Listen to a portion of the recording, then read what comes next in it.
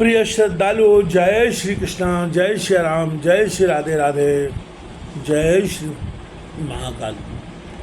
इस प्रवचन में आप श्रवण कीजिएगा रामचरितमानस अयोध्या कांड की प्रमुख चौपाइयों का मूल पाठ, हिंदी अर्थ एवं व्याख्या सहित। सावधान सुन सुमुखी सुलोचनी, भरत कथा भव बंद विमोचनी, धर्मराज नय ब्रह्म विचारू, यहाँ यथामति मोर प्रचारू। हे सुमुखी सुलोचनी, सावधान होकर सुनो, भरत जी की कथा संसार बंधन से छुड़ाने वाली है। धर्म, राजनीति, ब्रह्म विचार, इन स्थानों में तो यथामूर्ति मैं कह सकता हूँ। सोमति मोर भरत मय माही, कहे काऊ छल छुअत न छाई। विधि गणपति है पति शिव शारद, कवि को विद बुद्धि विशारद। सो मेरी मति भरत जी की महिमा को क्या कहे कि छल से भी उस महिमा की छाया नहीं छू सकती।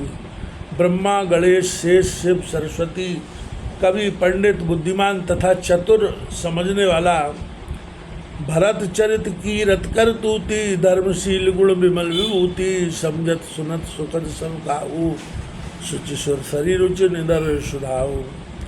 भरत जी का चरित्र, कीर्ति, करतूती, धर्मशील गुण, उज्जवल विभूति समझने और सुनने में सब किसी को सुख देने वाली है, और उनकी पवित्रता गंगा को और रुचि अमृत के स्वाद को भी तिरस्कृत करती है।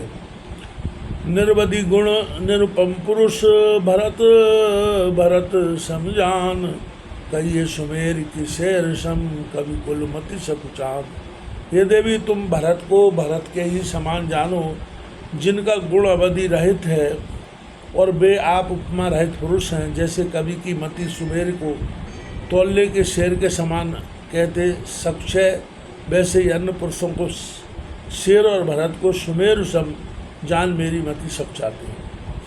अगम समय वर्णत बर वर्णी, जिम जलहीन मीन गम धरणी, भरत अमित मैं मासुन रानी, जाने राम न सके बखानी। हे मनोहारिणी, भरत जी की कीर्ति और गुणों का कथन करना सबको ऐसा आगम है जैसे जलहीन भूमि पर मछली का चलना कठिन है। हे रानी सुनो, भरत जी की महिमा का पार नहीं है, उसको श्री राम जी जानते हैं पर कह नहीं सकते। बरणी सप्रेम भरत अनुभाऊ, तियजिए की रुचलख कह राऊ, बहुरय लखन भरत बन जाई, सब कर भल सब के मन माई। इस प्रकार प्रेम से भरत जी का अनुभव वर्णन कर रानी के जी की रुचि देखकर राजा बोले, लक्ष्मण जी लौट जाए, भरत साथ जाए, यह बात सबके मन में है और इसमें सबकी भलाई है। देवी भरत रघुवर की देवी, परंतु भरत रघुवर की, प्रीत प्रतीत जाए नहीं तर की, भरत अवधि सनेह ममता के, यद्यपि राम शिव समता के।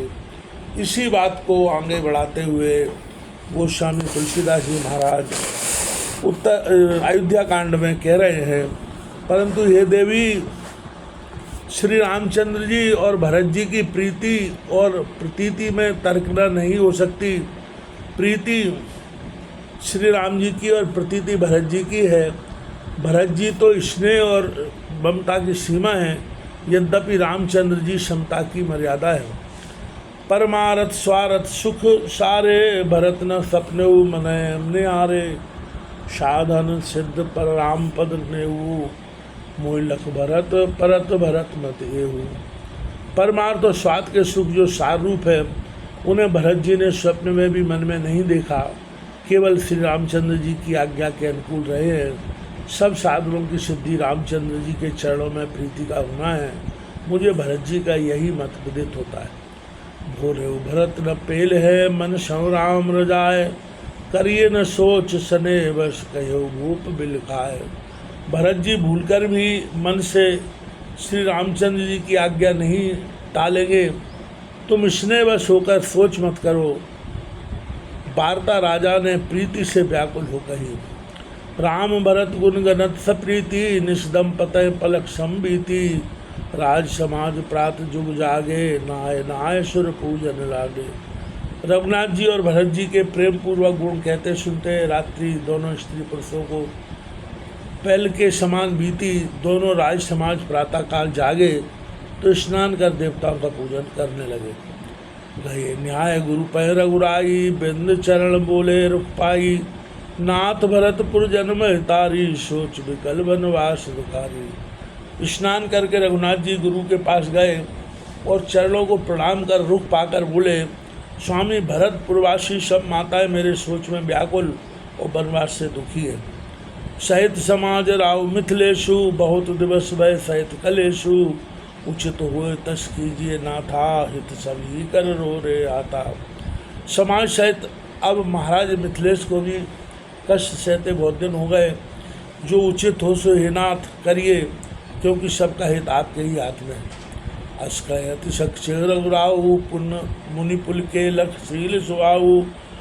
बिन तुम बिन राम सकल सुख राज साजा, नरक सरिस दो राज समाजा। यह कहकर रघुनाथ जी बहुत सपसाए। सपसाने का कारण यह है कि गुरु जी ने जाने को कहा और गुरु सम्मुख बिना आज्ञा बोले और मुनि शील स्वभाव देखकर प्रसन्न हुए और बोले, हे राम जी, तुम्हारे बिना सब सुखों का साज दोनों समाजों में नरक के समान है। इससे घर को कैसे जाए। प्राण प्राण के जीव सुख के सुख राम। तुम तज तात सुहात ग्रह, जनय तनय विधिवाम।